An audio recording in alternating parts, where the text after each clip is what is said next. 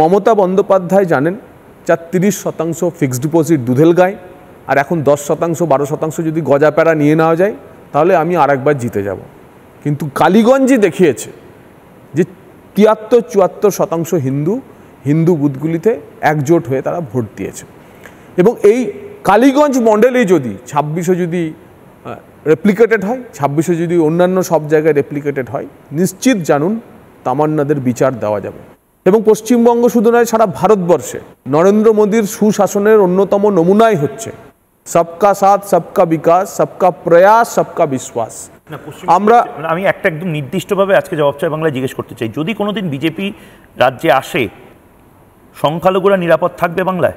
আমি সেই প্রসঙ্গেই বলছি যে নরেন্দ্র মোদীর মডেল অফ গভর্নেন্স হচ্ছে সবকা সাথ, সবকা বিকাশ, সবকা প্রয়াস, সবকা বিশ্বাস।